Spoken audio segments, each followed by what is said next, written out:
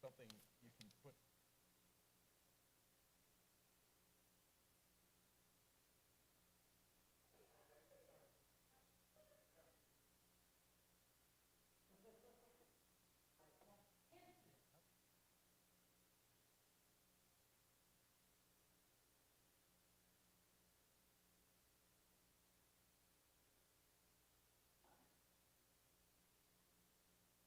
Oh, I saw it. I read it. Is this the one?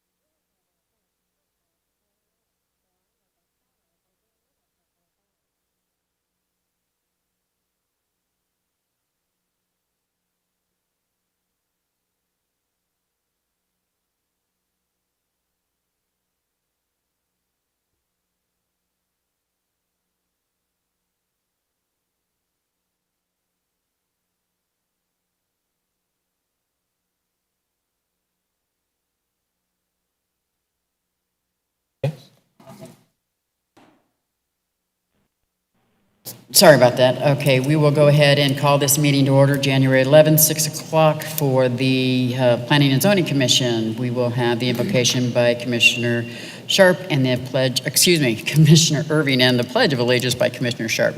Please stand.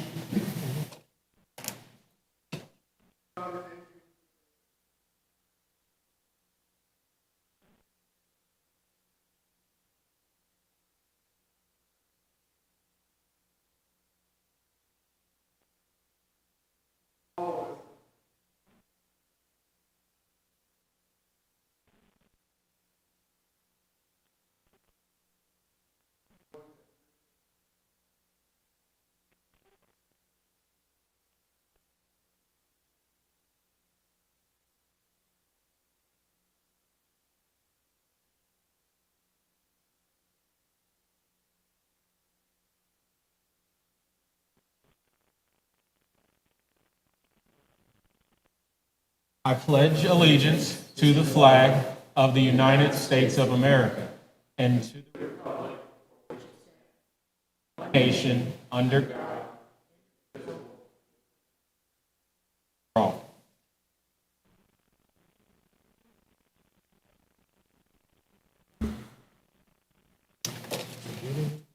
Thank you. Roll call, please. Commissioner Hopkins, Commissioner Yocum, Here. Vice Chair Sharp, Here. Chair Huggins, Here. Commissioner Irving, Commissioner Frank, Here. Commissioner Babb. We have a quorum. Thank you. All right. Call to the public. If you want to address the commission, please step forward. Be mindful of agenda items, and if they're on the agenda, then we will ask you to hold until we get to that section. Rudy Lopez, City of Maricopa. I'd like to go ahead and just make an announcement, update for the Planning and Zoning Division.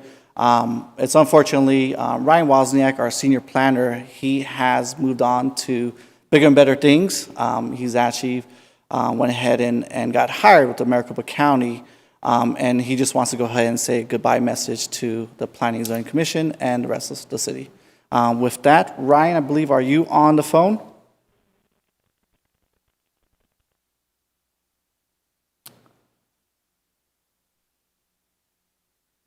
I don't think he's got on time. So if anything, it's just an update, just an FYI that Ryan has moved on, and he is no longer with the city. But we'll continue on. We thank him for his service, everything he's done for the city. He is a big loss to the city of Maricopa. He's done a great job for Maricopa in terms of his long-range planning, his critical thinking, and just the idea of truly making sure that we are thinking ahead in terms of the decisions we make today. With that, thank you, commissioners. I would just like to say on behalf of the council and commission, the commission, that we are sad to see him go. And he was a great asset. And if by any chance he does happen to log in, let us know. And I don't think that any of us would object to having him interrupt us. All right? Thank you, Madam Chair. Anybody else call to the public? If not, we'll move on. All right, next item on the agenda, 4.1, approval of the November 11th, 2020 Planning and Zoning Commission meeting. Is there a motion? So moved. All right, is there a second? Second. All right, we've got a motion by Commissioner Irving and a second by Commissioner Sharp. Any other comments? All those in favor? Aye. Thank you. All right, moving on. Agenda item 5.1, the commission shall the commission shall review the proposed changes to the Planning and Zoning Commission bylaws, discussion and action. I do have a speaker card for that as well, and I think I'll go ahead and hold off, if you don't mind, until after your presentation. Madam Chair, Commissioners, so actually no presentation really needed today. As you know, the planning and zoning bylaws were sent out to review around December 10th before our holiday break. So if you have anything to discuss internally, I think this would be a good time for that. And then you were also provided with updated bylaws, which you can make an action on. Right. Let's go ahead and do the speaker card. Capitos? Not that we don't know you, but for the recording and for the record. You know the drill. Peg Chapados, Happy New Year. State your name and where you live. I live in COVID land, no. We all live there. Yes. It's a big house. I just wanted to take this opportunity to first thank the commission and also thank staff for the continued diligence and willingness to update and make this a fluid, effective, and efficient document. But in reviewing these, the zoning code, I did have a few concerns that I'd like to share with the commission. I did submit some comments, which I respectfully ask that you each receive a copy of to make sure that you see them. My first question has to do with the elimination of the Heritage District Committee. In my experience, having served on council and also with several of these committees, they served a good purpose. And since this is one of the areas that's specifically targeted for future growth and development, I'm just wondering if there's a specific issue that has arisen or a problem that we're trying to solve. I see by one of the other sections, the Technical Advisory Committee has just about everybody and their brother involved from a review perspective. So I'm wondering why we've eliminated the Heritage District. If there's a specific issue, I'd love to be informed about that, but I think that's a group right now that needs to have some input or at least be aware of some of these processes that are taking place. The next one was specifically the Technical Advisory Committee. It just seems like a little bit of overreach to me. And what's not clear, it was made clear to me when I arrived here tonight that this has always been included in the code, but for whatever reason now, I think that there may be a better way to either articulate some more expectations. I couldn't discern from just reading the text in the code whether this is from an administrative perspective or an aesthetics perspective. And I think those issues are two separate ones. If it's strictly aesthetics, then I think we need to add to the committee. If it's administrative and operational, then I think we may have some folks on there that might not be always applicable. So is there another mechanism that P&Z could recommend as an extension to council maybe, even if it's just a citizens review committee, where you could include some of these other people? A couple of the other ones just had to do with some specifics. The one thing I did notice under the new section with shopping carts, I would like to see some additional definition applied to that, because with some of the stores we have now, shopping carts has a pretty broad definition. And I really think it's unfair to put a single burden on a retailer for installing some kind of system that prevents the removal of the shopping carts, especially if you've got a small retailer going into a larger complex. I think that's an unfair burden to put on them. The other thing is, are we talking shopping carts with wheels? Because there's all different kinds of permutations, there's all different kinds of shopping carts. 9 times out of 10, what I've observed is if the people that are either too lazy or unable to return them to the shopping cart stations will just leave them where they park. Somebody comes along, and wouldn't this be a fun scooter or a ride or way to cart my stuff around, and I see them all over the communities. So I think it's a problem that we need to address, but perhaps we can do it with a little less restrictions for the retailers themselves. Last but not least, I was concerned by the alternative design language. It seems to me that that almost creates a universal loophole. And while I'm open and supportive of the city considering something above and beyond the design guidelines, because we're seeing all kinds of changes and all kinds of innovations, I'd like P&Z to recommend a little bit more structure to that. What does it mean? And I would like to see some language that says it supports the current established or approved documents, such as the 2040 Vision Strategic Plan, the general plan, any revised zoning or design guideline codes that we have, just so we know as a frame of reference. We're not saying we'll look at anything because you want us to, but more of it fits within our plan, not necessarily it supports the spirit of the code. Because the spirit and the letter of the law are two different things, as you all are aware. Okay. Those are basically my comments on the zoning code. I thank you guys for taking the time to review that and to hear my comments, and as always, thanks to staff for allowing me this opportunity. Thank you.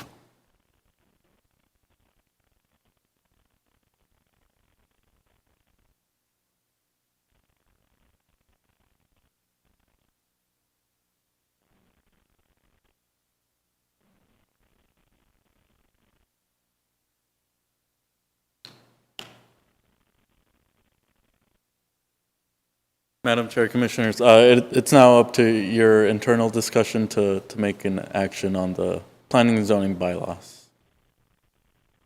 Okay, is there any comments from anybody? Let's start down here. Commissioner Frank? Comments on the zoning code? No, Text it would be, amendment? it would actually just be on the bylaws. Oh, bylaws at this point, okay. No comments on the bylaws. Okay, if I can get clarification, Peg, what of all of those were you talking about for the bylaws? Because you said it was 5.1 that you had more questions on than the other ones. Commissioner Huggins, I was going off what was posted on the website, and it said there would be public comments accepted tonight on the zoning code revision. When I looked at the agenda earlier today, it did not have that bylaw-specific language on the agenda, so my bad. Okay, that's why I was like, huh? Okay, so there was nothing that you brought up that was about the bylaws. Okay, so that's a good clarification. So no comments. Commissioner Irving?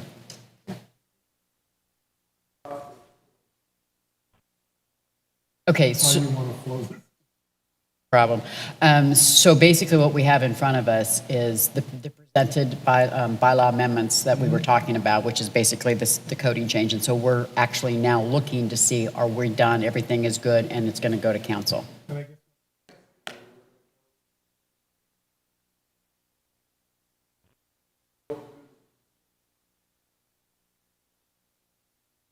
No, only if you want to, because there was only a couple changes, which was for the terms and the appointments.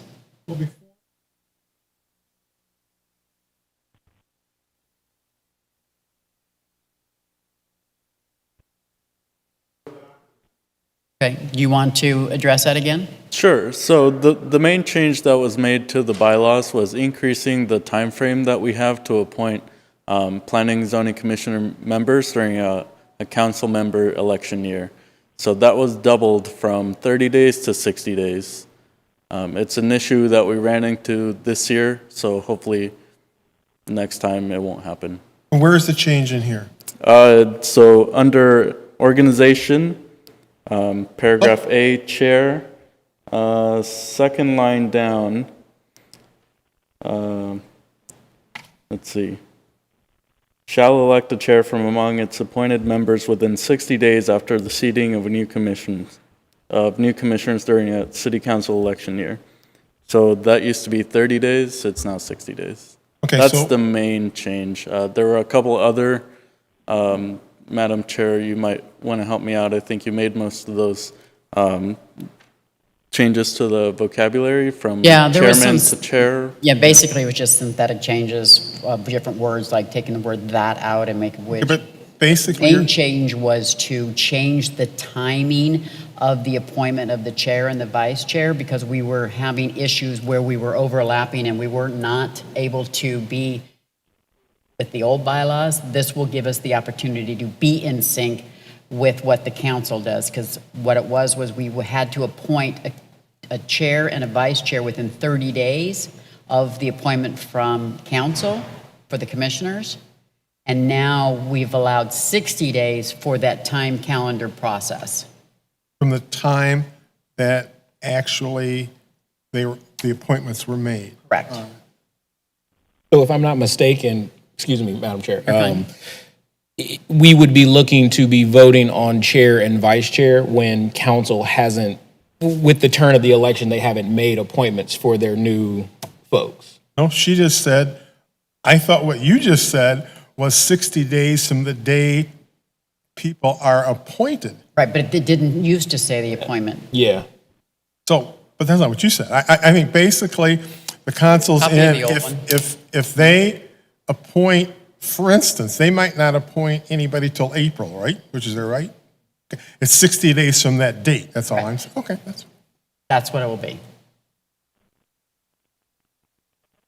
that's good for that one. Yeah. Again, That was really the only other changes were the cleaning up of the Okay. verbiage. That No problem. didn't change any. like I said, I just have problems voting on something as important as amendments, just as you're basically asking for a unanimous vote without going through what we're amending, so that's fine. Okay. That was the only thing Okay, Commissioner Sharp? No questions. Commissioner Yocum? No questions. All right, with that being said, then, this is for action as well. I'd like to make a motion to approve Agenda Item 5.1, the proposed changes to the Planning and Zoning Commission bylaws. All right, is there a second? I'll second. Okay, we have a motion by Commissioner Sharp, a second by Commissioner Yocum. Any other comments? All those in favor? Aye. Aye. Opposed? So moved. Thank you very much. Thank you. All right, 5.2, the commission shall hear a presentation from staff on the proposed updates to the single-family residential design guidelines, discussion only. And I think this is where Peg Chapados's comments are coming from. Or two, or about.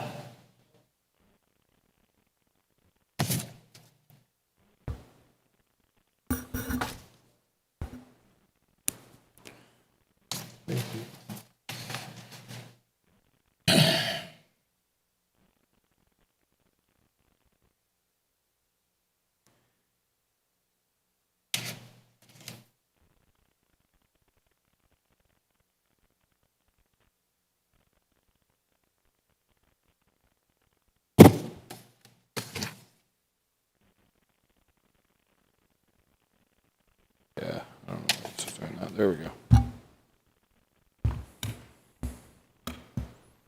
Good evening, Madam Chair, Commissioners.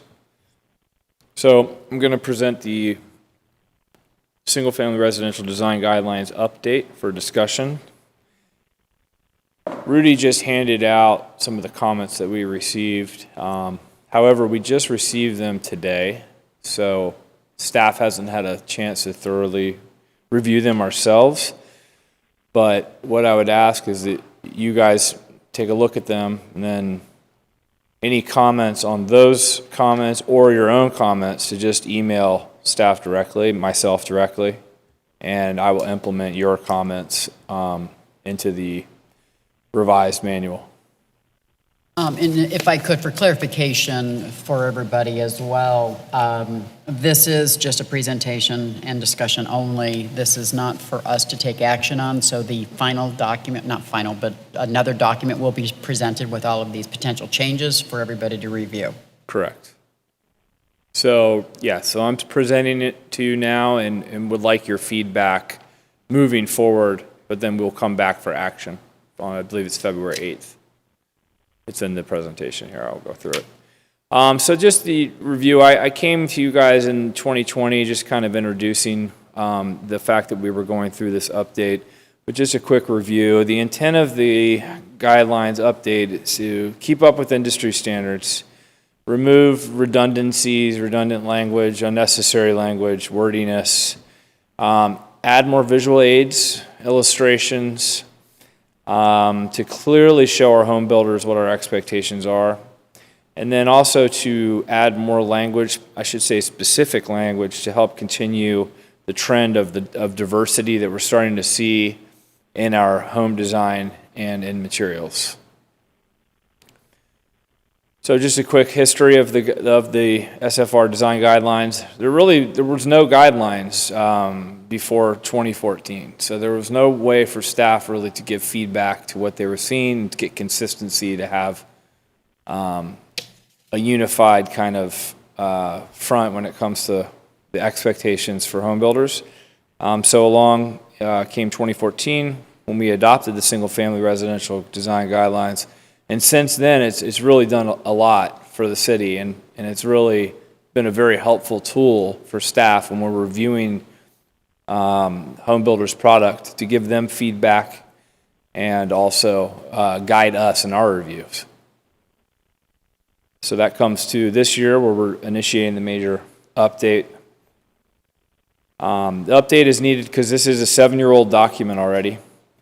Also, we want the guidelines to be in sync with our new zoning code amendments, text updates, and also our administrative design review feedback and goals. So some of the things that we're seeing, both good and bad, we want to build on that and make sure that it's reflected in our guidelines. Also, the graphics were a bit outdated, and there was, like I previously mentioned, redundant language. And then just to make it a little bit more user-friendly and organized.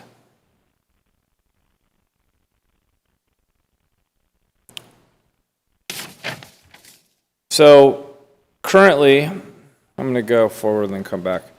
So currently we are in our 30-day stakeholder review period.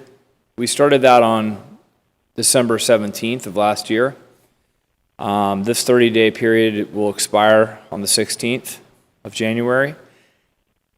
So to this day, we've received 4 individual stakeholder comments and suggestions received. I should note that we have the proposal on our website for the public to see and to comment on. It's just a simple click, and they can leave a comment. So I did receive 2 comments from the general public, and then we also received comments from a former council member who is here today, the Home Builders Association of Central Arizona, and the 2 members of the public. One works for a home builder, is a land developer, and the other is, I believe, just a property owner here in Maricopa.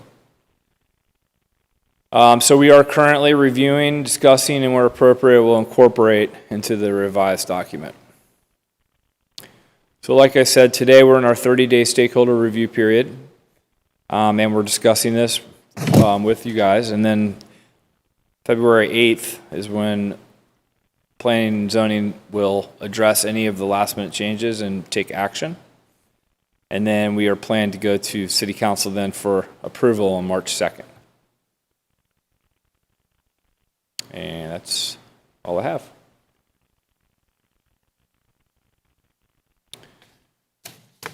So, any questions or comments at this time? I'll go ahead and start on this side. Commissioner Yocum, any questions? No. One of the questions that I had, or at least one of the things that I wanted to make sure that we discussed in the updates to the city's single-family residential design guidelines, is the flexibility to different home products. One of the home products that we've seen on the production side is the advent of 2-story or RV garages. I would like to see that fleshed out a little bit more and articulated. How does that impact the desire to have the garage be limited to a certain square footage or area of a building's facade? I'd like to see just a little bit more articulation on what we want that to be. I personally think it's a great product, but that's a relatively new thing on the attached side. And then I would imagine the next iteration of that would be detached RV garages on lot sizes that permit it. So I would like to see that fleshed out as well. Okay. Because I know that there are some detached structures in some of these planned area developments, and I'm not sure that that was fully articulated in the previous single-family design plan, but it's a relatively new product. So I'd like to, again, encourage some more of that housing diversity and housing stock, but I want to make sure that the city of Maricopa is ahead of the trend and is proactive on how we approach these types of products versus reactive, and then we look at our code and say, well, we don't have anything that addresses that, and then it's, the sky is the limit, the builder can do whatever they want. So that's just my 2 cents on those pieces. And then everything else, we haven't had a chance to have the comments vetted yet, but I will definitely have some comments on those once they are completely vetted. Okay. Commissioner Sharp, I'd like to draw your attention to the revised document, top of page 7, section, it's under garages and driveways, letter D. And if you could review that, because that is our attempt at addressing the RV garages and the separate third car garage. Not so much the RV garage, but the detached third garage, correct? So please just take a look at that and just give us some feedback on if that's kind of what you were looking for, or if you were looking for more. Obviously, you don't have to do that right now, but when you get a chance to. What was that section again? So it's at the top of page 7, and it's under garages and driveways, and it would be letter D.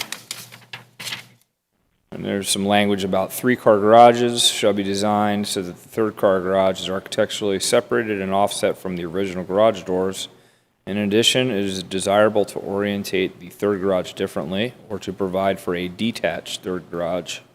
And there's an image, it's an aerial image to the left that shows those detached third car garages.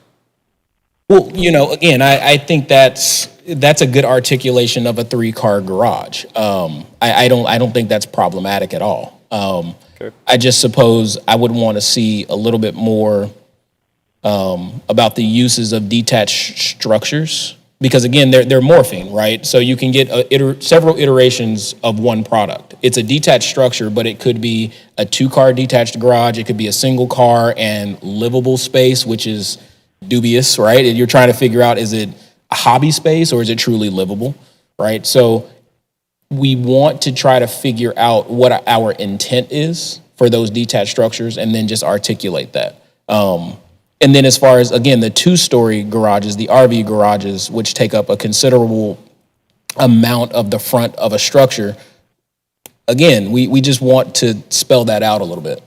Okay. Again, I don't think it's a bad product. I would encourage it. I'm looking for one for myself, but we just want to make sure that the design guidelines that we have set forth articulate the vision for the city. Okay, noted. And not only that, but if at some point they want to convert it, livable condition, there should be something in there as well. Okay. So, that as well, but we can get into the weeds on that at the later time. Okay.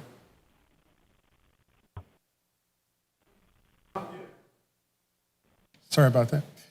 Just some clarification on 18120.080 daycare facilities. Commissioner Irvin, I think you may be on to the next text. Are you looking at the design guidelines? I'm sorry. I think you might be looking at the next item. Oh, okay. Sorry. Yep. Problem. Commissioner Frank. Yes, thank you. I think it's a well-done document. I would echo Commissioner Sharp's concern about the garages. The RV garages is something that's new, and I think it might warrant a little consideration on the aesthetic treatments. The language, also you have in here, the part that you just pointed out, I think also with it addresses 3-car garages, but there are some, I believe, that are actually 4-car garages. They're like a 3 front by a tandem deep on one side or something to get the 4-car. So I don't want us to leave anything out. Okay. Based on something like that, it's a technicality. So I think that would be a consideration. Another thing I saw, I think it's on that same page or part of it, I didn't bring my glasses, so I'm having trouble seeing this, is coach lights. I think that's kind of a hot topic. In my subdivision, they weren't required back in the day, so we don't have them. And it was said that it was because we are a dark sky community. And so I don't know how that kind of meshes with the code and if the dark sky community is still a thing. But if it is, I think that's something to consider. And I don't know if we want to make it that hard of a requirement that they shall be placed, or anything like that. So again, that's just something to consider on that. Those are the only comments I have. Thank you, Commissioner Frank. I would like to add, we are actually considering adding language about dusk to dawn lighting being required. So that's kind of the opposite direction of the dark sky. Yeah, yes. So like I said, I don't know that if might that's be still. something we need to talk more about, because Yeah. that was one of the comments that we received and we were thinking of adding, so. I would be interested, I was just looking at Peg's information as well. I'd be interested to see after hands on all of this and you bring it back, where do we stand legally? Because I know, we're diving into my world now, and I don't know whether or not how we want to look at that in the way of the CCNRs for upcoming committees. I know, like the villages, for example, it's mandatory that you have your lights on, and the CCNR can enforce it, or the HOA can enforce it based on the Right. CCNRs. I don't know if we as a city want to dive into that and make that something that we want to be mandatory. So I'd be interested to see what the attorneys come back with on that. Okay. Thank you.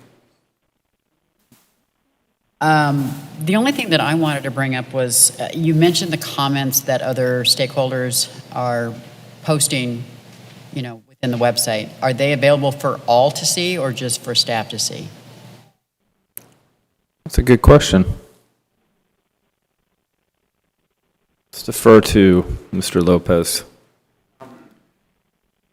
Madam Chair, Commissioners, once those comments are received, we do present those comments back to the commission at the next meeting, so they are publicly, everyone can see those comments once it's published back for, under the agenda item. But until that point? Correct. They're only staff review? Correct. Okay. Right.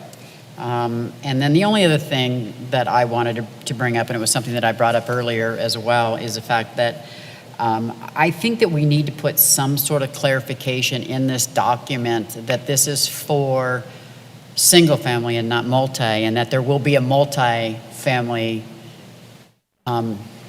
document coming out, because they're two different animals, they're two different worlds, and we need to make sure that whoever and whatever's reading those documents, that they understand one is not the same as the other.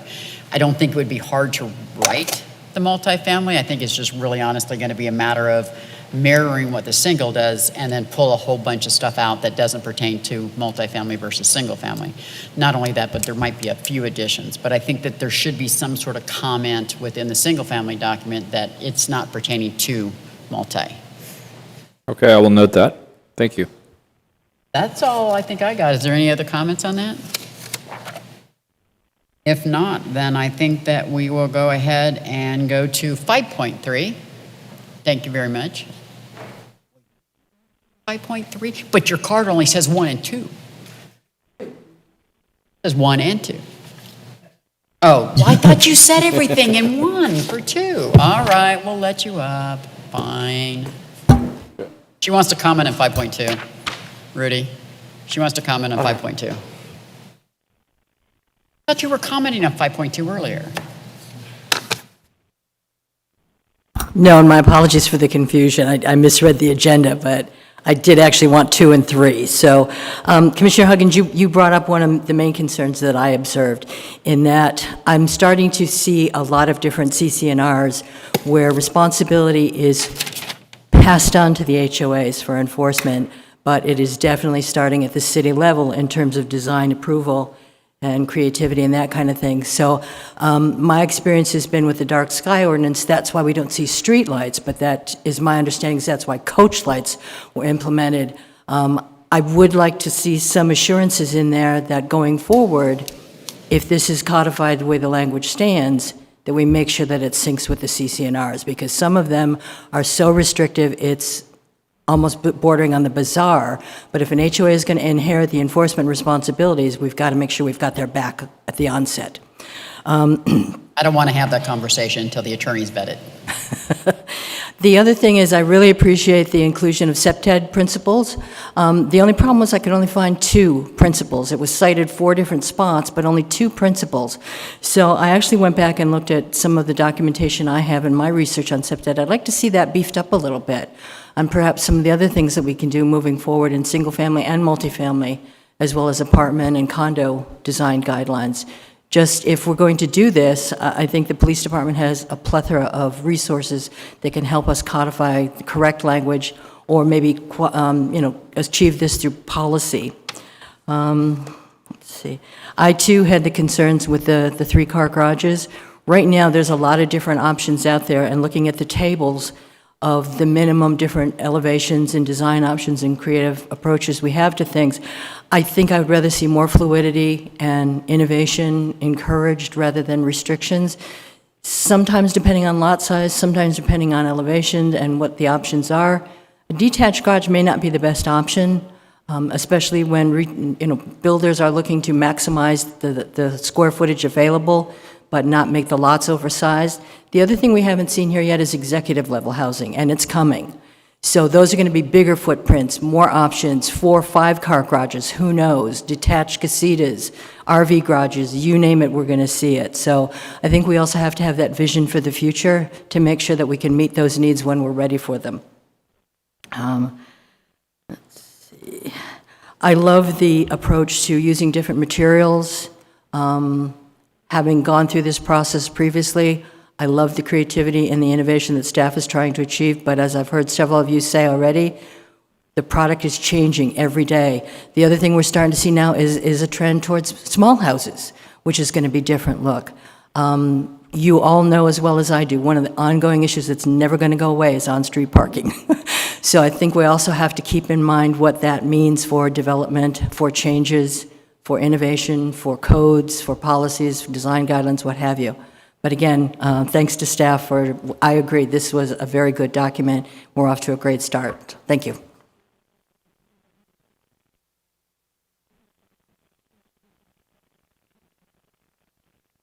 Go ahead, Commissioner Sharp. I had one last comment about this particular item, the single-family residential design guidelines.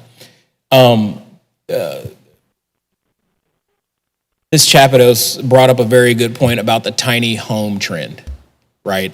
It's not going away, and I don't expect us to answer every question about that. But if there are some loose guidelines, loose regulations, loose thoughts behind it, can we at least speak to it? Maybe what we would like to see, minimum square footages that defines what a tiny home or a small home is. I don't know if they're going to offer that on a product level basis, right? On a PAD basis, I highly doubt it. But she brings up a very good point about that as a potential product on a go forward. So, just a thought. Certainly. Thank you. All right, I think we're done with 5.2 now, and moving on to 5.3. The commission shall hear presentation from staff on the proposed amendments to the city zoning code. And you wanted comments on 5.3 as well, correct? I've already made it. Right. I did that in 5.1 mistakenly. You're just too confusing today. All right, then you can sit. Madam All Chair, right. Commissioners, this request is for discussion tonight only. Again, this is a minor amendment to the city zoning code. As we started this process early of 2020 by initiating this request. The mindset was to kind of go over a laundry list of code changes that we've had over the past 5, 6+ years. And now we've kind of closed it up to now we're ready to present these proposed amendments to the commission and the council. The request is to revise statements for clarity, modify restrictive standards to reduce the amount of ambiguous and contradicting statements, to continue to add alternative measures that meets the general purpose intent of the city's policy documents, and also change in response to state laws. There are several sections of the code that had to be modified due to changes in state law. Proposed amendments include modifying the public outreach within the Heritage District, the new overlay for South Maricopa, a new overlay standard for that area south of the new overpass that's now large vacant land. Similar to what we did there for the mixed-use heritage overlay, we first established the overlay district and then went ahead and created and designated that overlay for a specific area of the city. This proposal is simply just to propose the overlay first, and then we'll come back later to go ahead and designate this special overlay, the South Maricopa Bridge overlay. Reducing the minimum building height within mixed-use heritage. We realized over the years there was a minimum cap of 2-story requirement within the mixed-use heritage, which really halted or at least handcuffed staff to not really work with developments when it comes to a specific type of uses. So we want to go ahead and at this time just give some alternative measures to meet the general intent of the mixed-use heritage by not requiring minimum building heights of 2 stories. Adding design standards for shopping cart utilization. Over the past 5 years, we've seen numerous cart retrievals or carts being abandoned in subdivisions or carts being left in residential subdivisions, not being retrieved by the organization or company. So we are proposing some standards when it comes to cart mechanisms. Updating the mobile merchants or mobile food vendors. It's now more generic of mobile merchants of the city, whether it's a merchandise or a food product. That's the state law changes that have to been updated. So we are changing those mobile merchants within our code. Getting some feedback from the commission about notification limits from 300 feet to 600 feet. Noticing how the rest of the cities are typically around 300 feet doesn't mean that we can be trendsetters or pioneering on actually doing a little bit more extensive outreach than the minimum standard of 300 feet.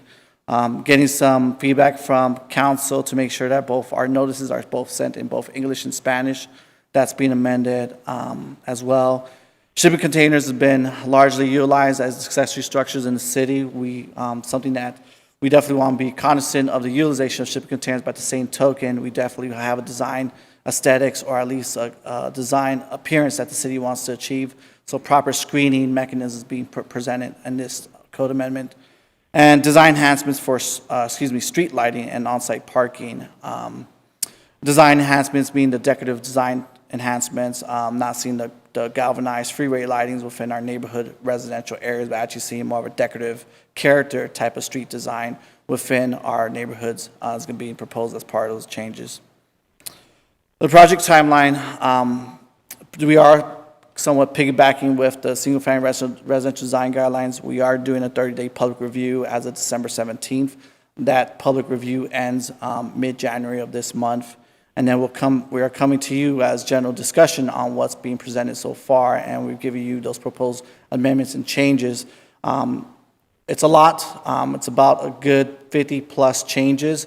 What we've done to kind of help you assist you on what the changes are being made is that every chapter that's being revised or section being revised, you are getting a summary of proposed changes as an outline of what those changes are, and then you actually have the actual document with strike-throughs of deletions and red font as additions, so at least gives you a good outline of what's being changed in each specific chapter or section. And then we'll come back to the P&Z Commission for action and discussion on any other changes that needs to be made as part of this code update, and then we plan to go to City Council on March 6th for public hearing and action as well. With that, that is all that we have for now. Again, this is for discussion only. Again, we present this information before the break, but it gives you guys an opportunity to kind of give us some information or feedback of anything that we've talked over the past, 6+ months of last year, what additional changes needs to be made. We felt that we gathered a lot of feedback from this commission over the past months, but if there's something that we can incorporate now's the time to kind of add those additional feedbacks. As mentioned earlier, we do have comments from the public. We had public comments from stakeholders. Not as many as the single-family residential design guys, but we are receiving comments here and there, which should be vetted and presented back to the commission at the next scheduled meeting. Madam Chair, Commissioners, with that, if there's any questions, comments, or concerns, I'd be more happy to answer, if any. Great, thank you. Remember, guys, these have not been vetted yet either. Peg just presented them today, so we can't much. We'll start at this side. Commissioner Frank, anything? Yes. Yes, thanks, Rudy. I think it's pretty comprehensive changes. It looks pretty good, but I did have a few concerns on there. I was also concerned about the elimination of the Heritage District Committee, just because their input has been so valuable in the past and everything. I really hate to see that committee be eliminated. Also, the section on mobile food vendors, maybe this is something I just put in my comments later, but it seemed like the language in there on page 22, starting with bullet 5, it didn't seem to flow with as under insurance. It just didn't seem to flow very well and just seemed kind of odd. Okay. So we probably want to take a look at that. I don't know if it was just a cut and paste or a formatting issue or something. You said that was subsection 5 of that specific chapter? Page 22, mobile food vendors under D, insurance. Okay. And then bullet 5. Got it. I think there's several under there, 5, 6, 7. Let's see.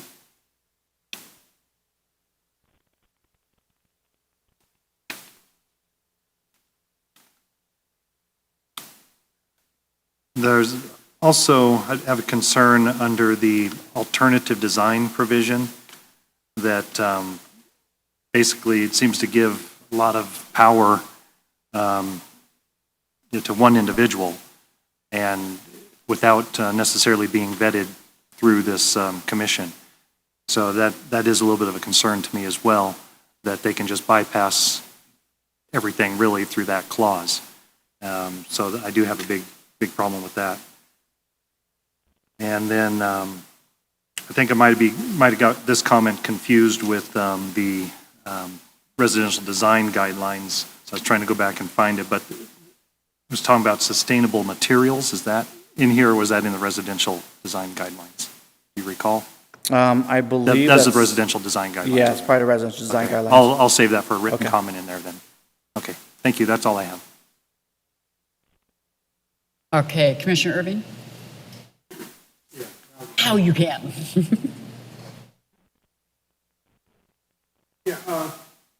Again, I share the issue with the Heritage District, is it, I couldn't tell if they were okay with it because they never had a quorum or people didn't show up, which to me is a matter of voting it, not a reason to get rid of it.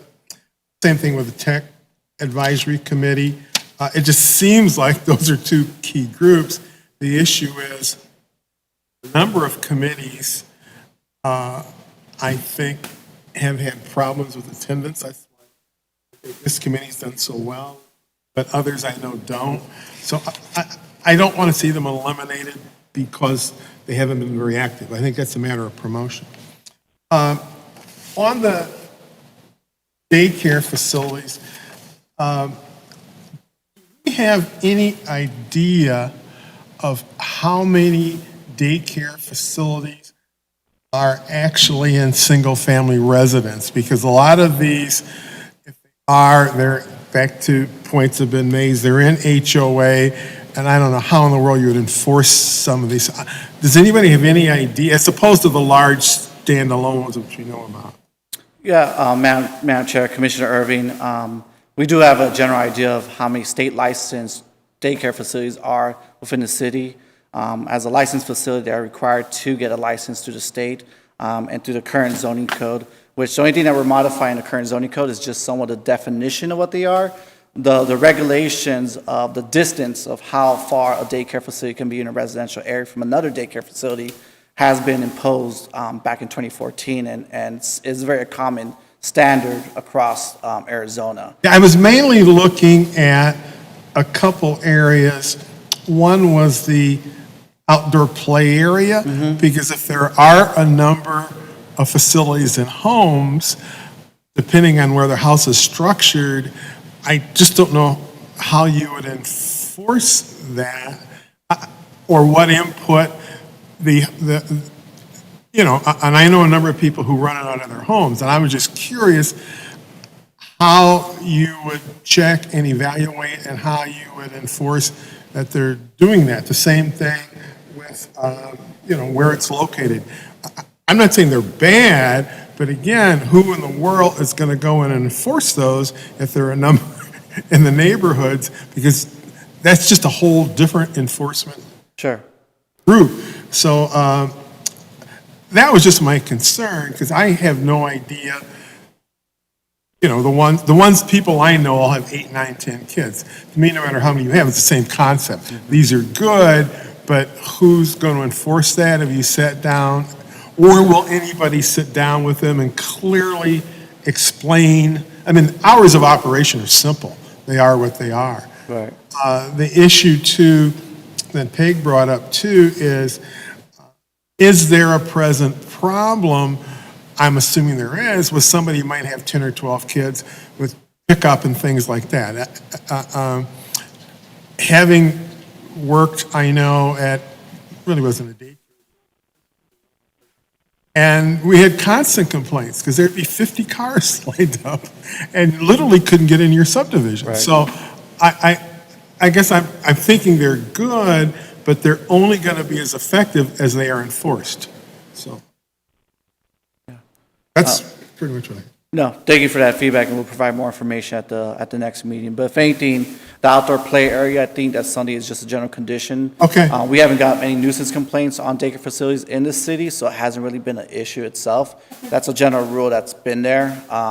The separation we can't control due to licensing process with the state. No problem. So we haven't seen much. Like I said, the only thing we're modifying is clearly just a clear definition of what's the difference between a family daycare facility in in-home base versus a commercialized daycare facility in a residential-based zoning district. So. Before moving on with that, let me just touch on my question that I have on the daycare. Do you know what the licensing difference between a home-based daycare is and a standalone daycare is on the topic of play structures? Is basically the question then, I guess I'm trying to say is, in a home-based daycare environment, does the state require them to have play structures? If they don't, then we're talking two separate animals. Right, yeah, if the state declares that as a licensed facility where they have to have some type of state license, depending on the number of kids that they're actually taking care of, there's a threshold limit. It could be considered just simply just someone being a babysitter with 3 kids. At a certain point, it will require some type of license facility with the state, and I believe that's at 4 or more children. That's something that the state controls. We do not. With that being said, then, I think that we might want to look at adding something to that note, that requirement within our code to say that if you have this, then you would fall under the requirements of state versus the. Yeah, and we kind of keep it per the state. We don't want it, if the state changes their laws, then we have to update ours. So we leave it more in accordance per state, what is considered a licensed facility. These rules will apply of the cities. Right, and I think that we need to have some sort of definition between based and a standalone facility or requirements, so that clarification is made to stop any type of language barrier, information, argument, whatever you want to call it down the line. Because to Commissioner Irving's point, you really then are, when you're looking at a home-based environment, you're really leaving it up to the HOA to enforce, which then leads it to a fight that a particular homeowner in that HOA would have with their own HOA association. And it would be up to them to be the entity that would do the fight, not the city. We wouldn't have that ability. Exactly. Thank you for the input. I always explain you. I'm sorry? No, thank you. That's good. I always explain, Commissioner. I'll come back with the rest of my comments. Commissioner Sharp? I just wanted to clarify the purpose and the intent of the Technical Advisory Committee. I know over the years, you and I, Rudy, have discussed something along these lines, and I just want to make sure that I'm understanding the scope as it is defined. Is the intent for this to be a standing committee with jurisdiction over things like the study that we did for multi-use housing, right? That kind of precipitated some zoning changes, or is it, creative design and compliance and administrative? Like what was what's the thinking behind this Technical Advisory Committee? Is it, again, to just be that standing committee that takes on special projects, special challenges as they come up, or is it supposed to be more routine operational? Madam Chair, Commissioner Sharp. So it is more of a operational. It's a technical advisory committee. It's something that we've been, it's been established within the city since its incorporation.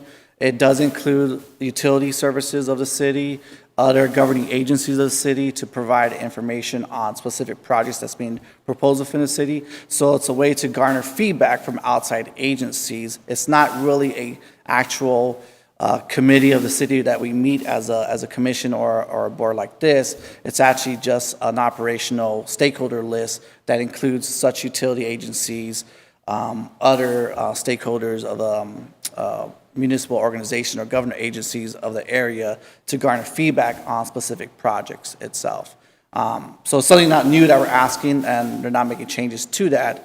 I do hear some comments from the public regarding maybe trimming down the list, but we'll have to kind of analyze that further, see if it's even necessary. But we've been using it more as an operational procedure to present information on projects about any concerns that we may not know about, such as water, sewer, or electricity, as the city does not control those outside agencies. Well, I think it's a long list of people. And, more feedback is usually better, but, when you've got all of the utility companies listed, couldn't that kind of be managed through the city engineer, right? I mean, can you dial it back just a little? That way it's a little bit more focused and succinct. I don't know. I'm just kind of spitballing here, but it does seem pretty long, like a long list of stakeholders. Sure. And we can maybe clean it up where it's just more generic in nature, Yeah. where as a city, as a policy of the city, we can decide which are in this committee, because those committee changes over time. We include ADOT over time, where we change, or other organizations that we didn't realize should be included on hey, we need some feedback on this project that, again, we don't control utilities or water or waste or waterways of the area, so we may want to include, Stanford Irrigation District because they're maybe impacted by such projects. So I don't see no harm of just maybe more generic in nature versus actually more specific. Okay. Organization changes over time for sure. That was all I had. So thank you. Commissioner Yocum? I'd like to go back to the Heritage District and the committee. When I first came onto this commission, I was encouraged by Kazi and also ex-council member Peg to go to youth council meetings, to go to the transportation committee meetings, to go to the Parks and Rec, just to see what was going on. My eyes were opened because there was a lot going on I was not aware of. And I also went to a number of the Heritage District committee meetings. I don't know how active they are now. I know they were quite active, and I haven't been to one of their meetings for about 2-3 years.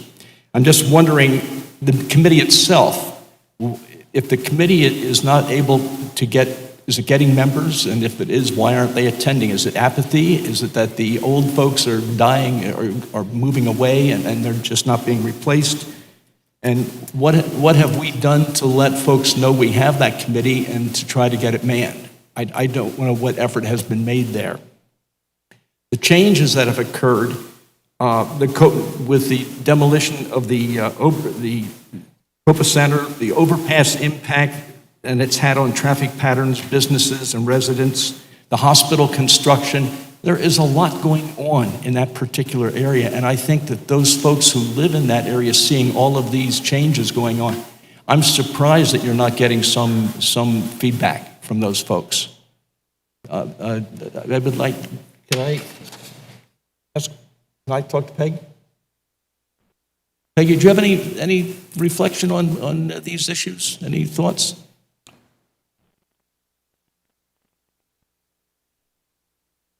Commissioner Yocum, I'm pretty much on the same page that you are. I know some of the committees had struggled to make quorum. Sometime, I don't think, in my recollection, it's never been for a lack of interest. Sometimes the appointments just don't sync. But the other thing is something that is a personal opinion of mine.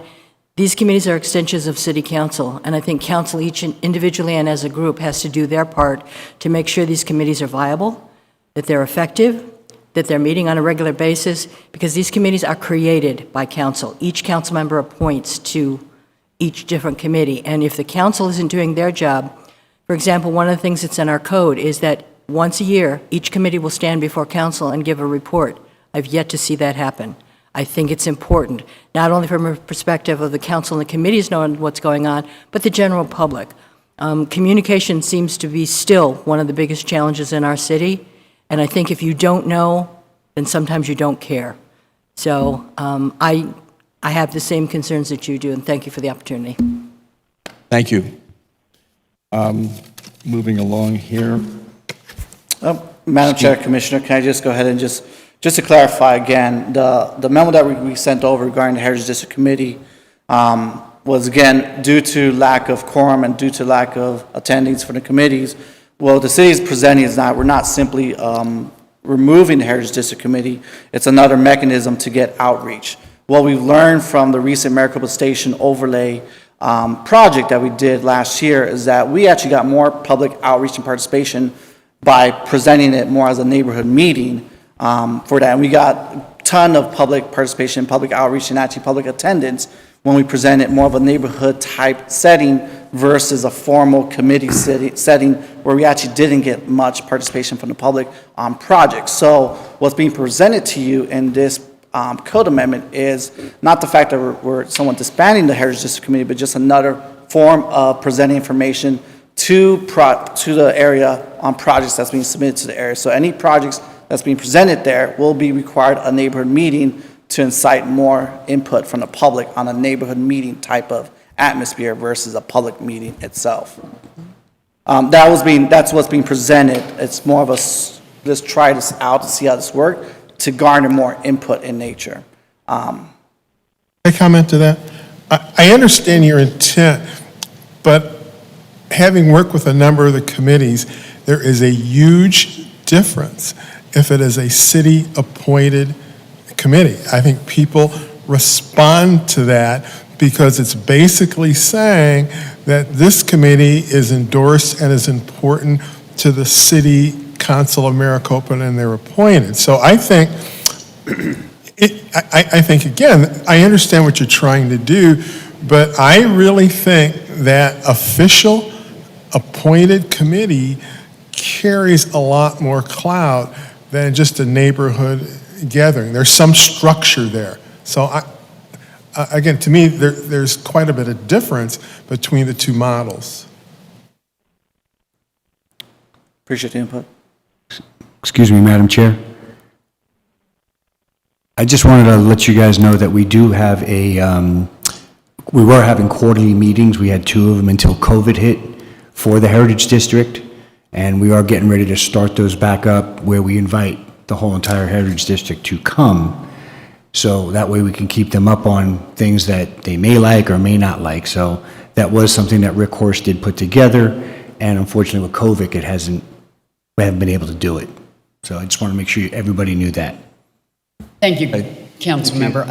I've actually been sitting back because I'm always the last one to speak, but that is exactly what I was going to say. I think that these are unprecedented times, and because they're unprecedented times, a lot of things that normally would be happening and that have been happening has not been happening. I think consistently what you're hearing from everybody, and now me, is the fact that the wording for Heritage District needs to go back into the document. Plain and simple. I don't think even council will say that it needs to come out. I think they'll agree with us as well. How you want to word the rest of the committees, I would only suggest as an individual that it be a generic wording. Kind of like what I think Commissioner Sharp had alluded to, is the fact that those commissions or councils should be, or committees, whatever you want to call it, should be there, but maybe under a generalized topic to allow staff, council, and anybody to create them as needed would probably be the best avenue. But I think that you would be doing a huge big disservice to everybody if we remove in totality the word Heritage District, because Maricopa is built on our heritage, and we need to keep that philosophy alive and in the forefront of everybody. So I think I'm hearing from everybody that we don't want to see that go away in any way, shape, or form. Appreciate the feedback. Thank you. Well, it'll fluctuate over time. Well, it'll fluctuate over time, right? Right now, we have moderate interest, but as the Heritage District continues to grow and thrive, you may see increased interest. And if you've already got it standing, it's kind of hard to, Even if, during COVID when we don't have participation, and if it was even in a non-COVID environment where we weren't having participation. There's one person here for P&Z. Just saying. I think the fact of what you just said, when everything is going good, people don't complain. When things go terrible, and again, I'm bringing my world in, when things don't go terrible, and Peg's been on the HOA board, she knows that the place is packed. But when the board's doing what the board's supposed to be doing, there's crickets. So if there's no participation in the Heritage District, kudos to the city, kudos to the council, kudos to the commissions for doing their job the right way. But we need to leave that mechanism there, because someday, somehow, something's going to change, and we need to have it there. Yeah, I'm off my soapbox. Commissioner Yoakum, you can go back. continuing, under 18120-170, mobile food merchants. Commissioner Frank had mentioned number 5, and I'm somewhat confused with number 5 myself. I think it has to be restated. Okay, thank you. Obstruct the movement of pedestrians. Who's obstructing what from? I just don't understand that.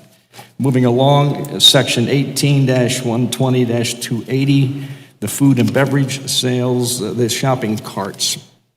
I too am somewhat troubled with this. What about existing stores? I realize that the zoning code primarily deals with prospective businesses coming into town, but what are we going to do about the existing stores? A separate policy is being written up in regards to cart retrieval programs for existing facilities. This obviously is for anything new and proposed, but the city manager's office presenting a separate policy for existing stores as part of this project as well. Okay. And finally, or is it finally? Yes, it is finally. I'm looking at page 11 of 21, and this is section 18-140-060. I was absolutely delighted to see that we have expanded when we're looking for the public input on various projects, that the 300-foot requirement has been expanded to 600 feet. And I'm fully in agreement with that. And I know Linda has been trying to suggest we do something about that for eons. That's all I have, Chairman. Been a thorn in your side for years on that one. Okay, so I think I've said my piece on the Heritage District. I think everybody's echoed my piece on the 600 feet. I won't bleep that to death anymore. I just briefly went over Peg's information, and I was going to echo the same thing about the parking lot design guidelines for landscaping when it came to landscaping next to handicap. As a handicapped person myself, I've parked in a couple facilities where the landscaping gets in my way. And when I was on crutches, it was very hard, to say the least. So I think that her comment here that no landscaping elements should not be next to any handicap, I don't know if we should say no, but I think it should be restricted and no vegetation.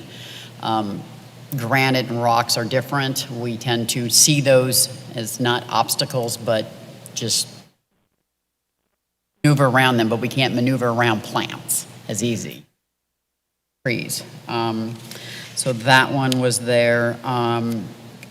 Somewhere along the lines, and I know I'm probably diving into something that doesn't necessarily need to be addressed at this point, but I think we need to keep it alive in a way of shipping containers. I know at one point, and OGs to Maricopa are going to remember this, but there was some sort of community that was supposed to be created that was going to be shipping containers, which is a novel thing. I remember that article that came out. I was like, we didn't approve I know, this.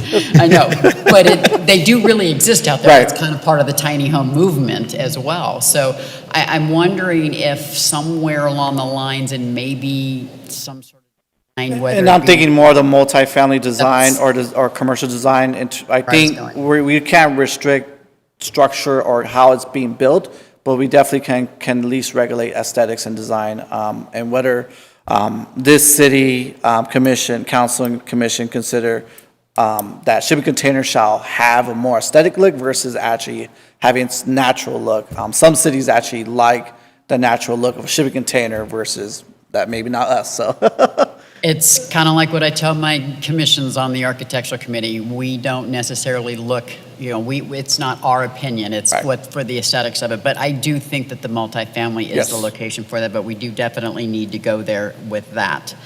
I think that really is all the comments that I had. It looks like Commissioner Yoakum has another one. Just one other, I'm looking at, I guess this 1890-30, this is page 3 of 11 on that particular topic.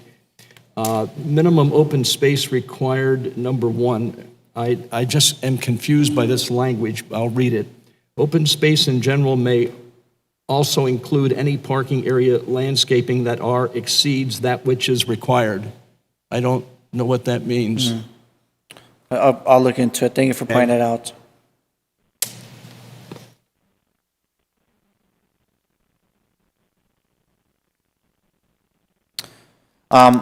This is for discussion only at this time. So again, for the next, 25 plus days before we come back and reconvene on this item, feel free to contact me directly if there's anything that we haven't discussed tonight.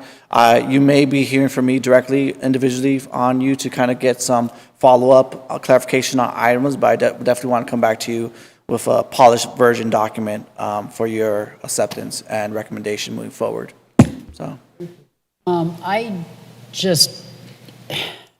Commissioner Yoakum's comment kind of sparked something that I thought about that I totally forgot about again until just now. Where does the city's boundaries go in reference to the extension to the natural desert that's guided by the federal or the county or the... Or is it in state What land? I'm looking at is the natural area open space on whether or not we need to put some sort of guidelines into how we want to keep the natural area. I know some other cities have those, and I'm wondering how far outreaching Maricopa is and if we should consider in something that we've all been talking about, of being proactive in putting some sort of NAOS area designations into the zoning code, right, or the single-family code, single-family home community, or even the multifamily for that matter, for the NAOS area that the state looks at. Madam Chair, Commissioners, the only thing I can think of is our general plan does give us some direction on which areas that we do consider somewhat of open space preservation. There's a large BLM, Bureau of Land Management, on the west side of the planning area that is specifically left to be as natural desert landscaping or natural desert area of the city's future planning area. So, the general plan will dictate those type of land uses that we shall continue to preserve those areas as shown on that general plan map. Well, would it not be a bad idea to put some sort of comment inside of, and the single family as well as the multifamily document that says if you're nest next to the BLM area, that those requirements would go hand in hand? Or is that something that we would do as a plat-by-plat basis or? Yeah, plat-by-plat basis is what I'm thinking. And when we look at those regional contexts on the development itself, that easily could be addressable as part of that, any type of landscape buffer. But I'm thinking also the zoning code when it comes to landscaping, we can add some general applicability or general provisions in the landscaping portion of the code when it comes to new developments. Because that's where we'll hit them up first is to make sure that those preservation areas are kept in place at the time of designing of that site versus having a home builder come in later on down the game. Well, that's what my concern was, making sure that we're not butting heads and we're not, we're more protected and being proactive on that. Madam Chair, let me look into that and see if I can find a right spot or language in our actual zoning code. I think I have something in mind. I think that we need to show proactiveness on that. Right. A lot of times I know those areas, they just happen to coincide with the floodplains and floodways. Having, as an engineer, worked in Scottsdale that has a lot of those NAOS areas, which are kind of a pain from an engineering and development standpoint. But in some areas they are necessary. But like I said, they tend to coincide with the floodplains pretty well. Yeah, I'm having that fight with one of my associations because I have an NAOS area in there. That's what sparked my conversation. Okay, thank you very much. All right, no other comments on that. We will move forward to item number 6, report from Commission and our staff. Madam Chair, Commissioners, I don't have any other update other than our next scheduled Planning and Zoning Commission meeting is for February 8th, Monday, second Monday of February. The items of the single-family design guidelines and the zoning code will be presented at that meeting. Alongside, we do have another development review permit for a multifamily development, a plenary development zoning for for a multifamily type mixed-use development west of Acacia Crossings that's currently in the review process. Hence the need to move forward on the design Yes. for the multifamily. Yes. So I take it then, the rest of the commissioners and myself can take the February 25th. Yes. Thank you. Yes. And your meeting that night. Thanks. That is all I have, Madam Chair, Commissioners. All right, anything else? I will entertain a motion. So move that we adjourn? Seconded. All right, we have a motion and a second to adjourn at 7:18. Favor? Aye. Aye. I didn't hope so.